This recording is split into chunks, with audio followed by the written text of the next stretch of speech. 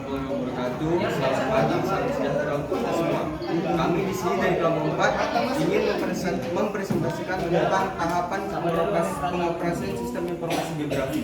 Dan itu ada 3 tahapan. Yang pertama ada tahap persiapan, yang kedua ada pembuatan peta, dan yang ketiga ada analisis data sistem informasi geografi. Baiklah, tahapan pengoperasian sistem informasi geografi yang pertama bagian A akan dijelaskan oleh Irma Dinti. Dalam tahap persiapan, di sini kita harus menentukan tema apa yang akan kita bahas. Tujuannya agar pembuatan tema jelas dan dapat ditentukan data apa saja yang akan kita peroleh. Berikut ini adalah nanti kita akan membuat pada tema tematik untuk mengumpulkan data dan analisis yang lengkap terhadap tahap persiapan tersebut. Baiklah, kita masuk pada sesi yang kedua, itu ada pembuatan peta yang akan dibacakan oleh Sandi.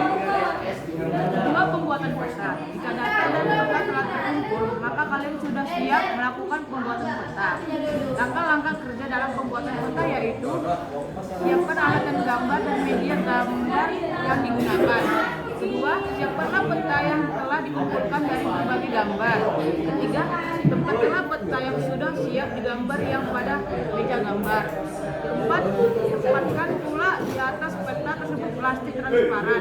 Kelima, gambar ulang peta tersebut pada plastik transparan dengan menggunakan spidol transparan.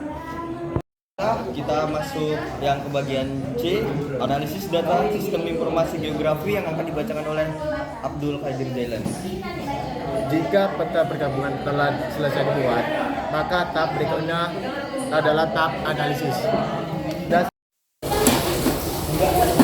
Tahapan kerja sistem informasi geografi. Di sini ada nama tahap-tahapannya. Yang pertama yaitu tahapan persiapan, yang kedua digitasi, yang ketiga editing, yang keempat konversi, yang kelima anotasi, yang keenam labeling, yang ketujuh analisis, yang kedelapan buffering, yang kesembilan pelaporan, yang kesepuluh informasi. Kita akan masuk di tahap 1. Tahap 1 persiapan. Itu ada 4 caranya, yaitu mengkaji kebutuhan, kedua membuat rancangan peta, ketiga merancang basis data, keempat menentukan prosedur kerja. Kita akan masuk ke tahap 2, yaitu tahap digitasi. Merupakan tahap memindahkan peta dalam bentuk lembaran atau hard copy ke dalam komputer menggunakan digitizer atau scanner. Kita akan masuk ke tahap ketiga, yaitu tahap editing. Merupakan tahap memperbaiki data atau simbol yang salah. Kesalahan yang umumnya terjadi dalam bentuk overshot, undershot, garis ganda, kesalahan dalam pelabelan, dan lainnya. Kita akan masuk tahap keempat, yaitu tahap konversi.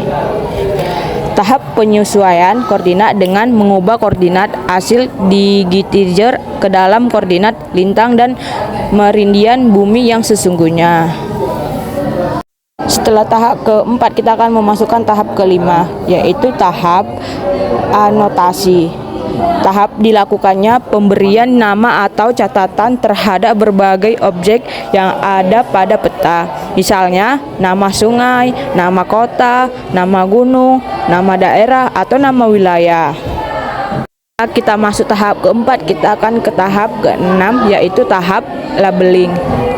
Setiap objek yang ada pada peta harus diberi label.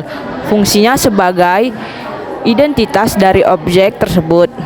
Label atau identitas ini biasanya dituangkan dalam legenda atau keterangan peta. Setelah tahap ke-6, kita akan masuk tahap ke-7, yaitu tahap analisis. Merupakan tahap pengukuran panjang, kerapatan, luas objek pada peta, dan sampai pada penggabungan beberapa peta dengan cara tumpang susun atau overlay.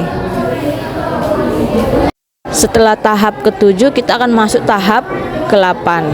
Tahap ke-8 yaitu tahap buffering. Tahap yang akan menghasilkan buffer atau penyangga berbentuk lingkaran atau poligon yang melingkupi suatu objek sebagai pusatnya, sehingga dapat diketahui jangkauan objek dan jarak dengan objek lainnya. Setelah tahap ke-8 kita akan masuk tahap ke-9, yaitu tahap pelaporan.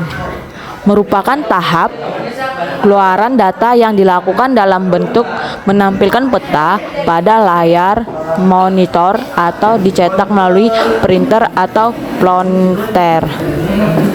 Setelah tahap ke-9 kita akan masuk di tahap ke-10, yaitu tahap terakhir, tahap informasi.